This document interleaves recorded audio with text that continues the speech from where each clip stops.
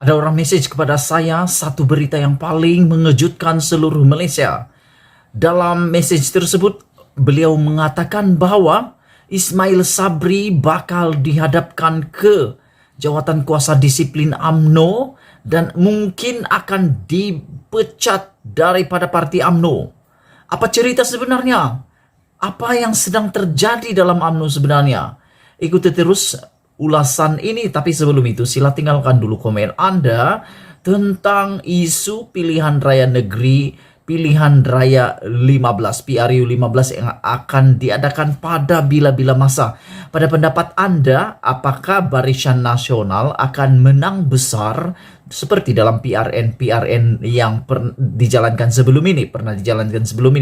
Kalau kamu tanya pada pendapat saya secara pribadi, apa pendapat saya? Adakah Barisan Nasional akan menang? Pada pendapat saya, Barisan Nasional boleh menang tetapi tidak menang besar. Silap sikit tidak akan menang majority. Mereka mungkin akan memperbaiki keputusan dalam PRU 14 yang lepas berbanding PRU 15 ini. Tetapi untuk menang besar adalah boleh dibahaskan.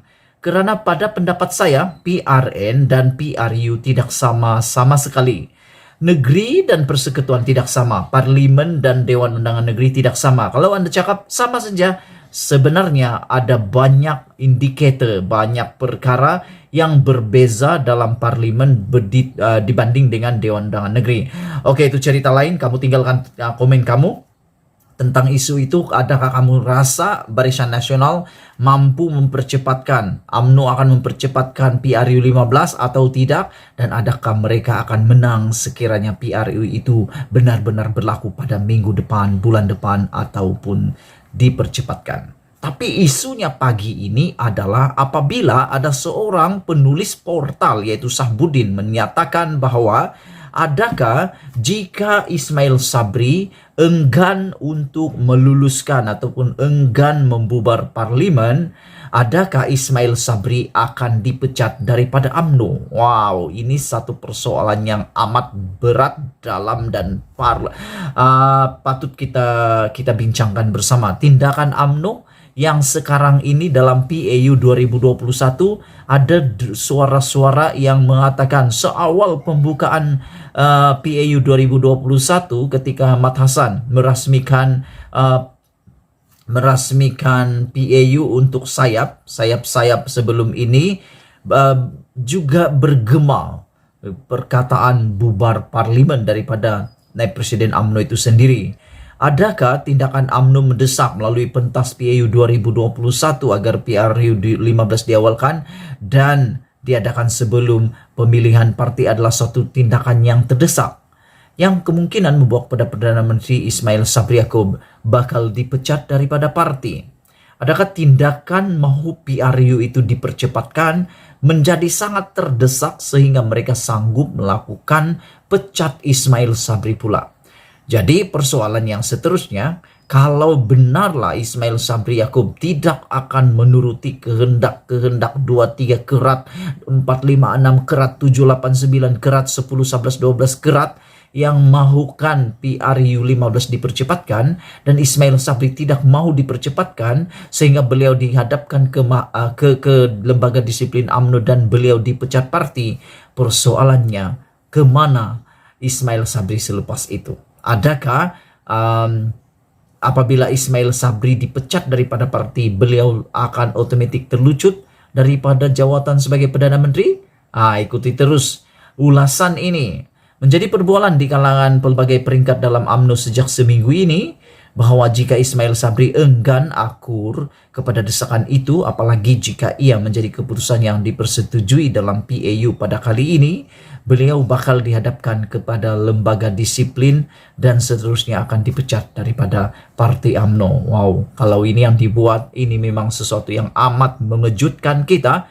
Kalau benar-benar Ismail Sabri Yaakob sampai dipecat daripada UMNO. Persoalannya, lagi tambahan soalan, kalau Ismail Sabri dipecat, apa yang Ismail Sabri boleh buat? Adakah beliau otomatis tidak akan menjadi Perdana Menteri lagi? Ataupun bagaimana? Dan soalan yang seterusnya, cepu emas, kalau Ismail Sabri dipecat daripada UMNO, adakah ahli-ahli UMNO ahli parlimen UMNO akan menarik sokongan kepada Ismail Sabri, seterusnya Ismail Sabri akan tumbang ke Ismail Sabri. Itu persoalan yang kita akan jawab sebentar lagi. Ikuti terus kupasan ini supaya kamu tahu. Berikutan momentum mendesak PRU 15 diawalkan, telah diadakan lebih awal, telah bergema di Dewan Merdeka seawal ucapan peresmian sayap-sayap oleh Timbalan Presiden UMNO Muhammad Hasan semalam, lagi dan dijangka terus dipanaskan dengan ucapan Zahid pada hari ini. Susulan itu adalah difahamkan desakan itu kemudian akan dijadikan ketetapan akhir pada persidangan yang harus diundi oleh perwakilan. Dengan perwakilan dijangka meluluskan ketetapan tersebut, maka yang akan menjadi keputusan parti yang akan didesak kepada Ismail Sabri Yaakob untuk dipatuhi serta diakui. Enggan mematuhi ketetapan parti boleh saja menyebabkan Perdana Menteri Ismail Sabri dihadapkan ke lembaga disiplin UMNO, seterusnya dipecat oleh UMNO. Persoalannya, mungkinkah itu akan berlaku? Mungkinkah Ismail Sabri sehingga dipecat? Sampai begitu terdesaknya mereka. Adakah beliau akan dipecat? Melihat kepada begitu terdesaknya kepimpinan UMNO sedia ada dan mahu PRU diawalkan, tindakan sedemikian bukanlah sesuatu yang mustahil. Jadi menurut penulis ini dan menurut saya juga, saya percaya melihat pada keadaan semasa sekarang tidak mustahil. Dalam dunia ini tiada mustahil, terutamanya di dalam UMNO dan Barisan Nasional. Dalam politik, dalam PH, dalam PN, dalam barisan apa-apa sajalah, PKR, DAP, semuanya dalam politik adalah yang mereka selalu cakap dynamic, boleh berubah pada bila-bila waktu. Namun demikian harus diingat, ketetapan PAU bukanlah keputusan yang lebih tinggi daripada perlembagaan negara. Perlembagaan negara menyebut pembubaran parlimen adalah hak yang di Pertuan Agong yang setelah mendapat nasihat daripada Perdana Menteri. Ismail Sabri memang boleh dipecat daripada UMNO jika enggan akur kepada keputusan parti, tetapi bukan menjadi kewajiban baginya sebagai Perdana Menteri untuk patuh kepada ketetapan tersebut. Bila masa yang sesuai untuk menasihati yang di Pertuan Agung berkaitan pembubaran parlimen adalah merupakan hak serta prerogatif Perdana Menteri yang mana Ismail Sabri Yaakob sama sekali tidak terikat kepada desakan atau tuntutan parti dalam menentukannya. Tambahan, jika kehendak itu dibuat secara terbuka dan melalui jerit pekik itu tidak beradab, biadab saja, tidak berguna apa-apa. Malah ternampak tindakan membuat desakan tersebut seperti UMNO sekarang ini sudah hilang hormat kepada Perdana Menteri dan tiada adab terhadap yang di Pertuan Agong. Meskipun kiranya dipecat daripada UMNO kerana enggan membuarkan parlimen lebih awal, Ismail Sabri tidak tergugur daripada jawatan Perdana Menteri kerana pelantikannya adalah atas kedudukan selaku ahli parlimen dan bukan atas kapasiti sebagai ahli UMNO. Ini berita buruk untuk UMNO, berita baik untuk rakyat Malaysia.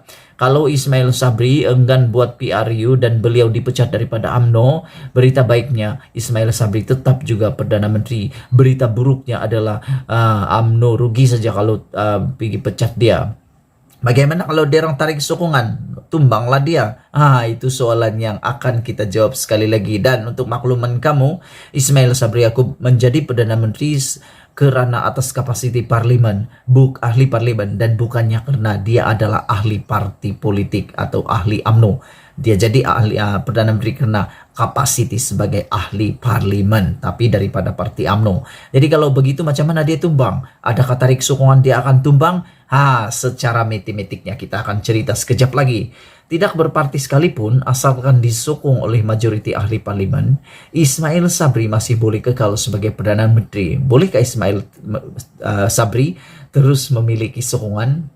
Melihat kepada MOU yang telah ditandatangani antara kerajaan PH dan selain PN dipercayakan terus memberi sokongan, termasuk sebahagian ahli parlimen UMNO, tindakan pemecatan itu secara matematiknya tidak menjejaskan sama sekali sokongan majoriti yang dimiliki oleh Ismail Sabri. Ini berita baik untuk Ismail Sabri, berita buruk untuk UMNO. Tarik sokongan daripada UMNO tidak akan menjatuhkan Ismail Sabri kerana secara matematiknya Perikatan Nasional dan juga Pakatan Harapan dan Pembangkang masih menyokong Ismail Sabri Yaakob. Jadi tak boleh buat apa-apa juga lah kan. Oke, sebagaimana semua maklum, PH dan PN sebahagiannya ahli Parlimen UMNO lebih mahukan PRU15 diadakan pada tahun depan. Selain itu, berikutan beberapa kekalahan sebelum ini, sokongan PH dan PN kepada Ismail Sabri agar bertahan lebih lama juga adalah disebabkan mereka belum begitu bersedia berdepan PRU15 pada tahun ini. Melalui sokongan PH dan PN dan sebagian ahli Parlimen UMNO itu juga, Waima jika ahli Parlimen UMNO yang pro Zahid dan Najib bertindak menarik sokongan terhadap Ismail Sabri Yaakob sekalipun, sebagaimana yang mereka lakukan sebelum ini kepada Mahyadin Madyasin, Perdana Menteri masih lagi ada kelebihan majoriti. Benar, banyak lagi secara matematik. Akhirnya Ismail Sabri walaupun tidak berparti atau mungkin menyertai parti lain kemudiannya, PRU 15 tetap akan dilangsungkan pada tahun 2023. Bukan pada tahun ini sebelum pemilihan parti sebagaimana kehendak pendesak-pendesak UMNO itu. Siapa yang mau betul kasih awal ini kan? Itu yang kita mau siasat betul. Apa tujuan dorang mau kasih awal betul ini kan? Mau menang sangat kah? Aduh. Dalam hal ini, apakah Zahid Hamidi dan Najib khususnya di akhir jalan cerita dapat menyelamatkan diri mereka daripada case yang sedang dihadapi jika bertindak memecat Ismail Sabri? Wah, ini soalan yang paling panas. Adakah tindakan memecat Ismail Sabri ini pada akhirnya dapat menyelamatkan case-case mahkamah yang dihadapi oleh Zahid dan Najib? Atau ia akan menjadikan mahkamah lebih selesa membuat keputusan berdasarkan fakta, bukti, keterangan saksi tanpa tekanan sesiapa? Kalau kena pecat Ismail Sabri sebagai Perdana Menteri, beliau mungkin bukan Perdana Menteri, dipecat daripada UMNO. Maafkan saya, bukan dipecat daripada Perdana Menteri. Kalau Ismail Sabri dipecat daripada parti, bermaksud Ismail Sabri akan lebih senang bekerja tanpa desakan daripada tekanan daripada sesiapa. Jadi ini mungkin akan lebih menyusahkan Zahid Hamidi. Jadi kena fikir-fikirkan itu untuk penyokong dan juga Zahid dan Najib sendiri. Sedemikian, cobalah. Ini persoalan terakhir. Sedemikian, cobalah pecat Ismail Sabri kalau berani. Cobalah pecat Ismail Sabri kalau berani. Sekian dulu perkongsian pada pagi ini. Jangan lupa tinggalkan komen Anda, tekan butang subscribe, dan kalau PRU berlaku besok, siapa menang? Iya.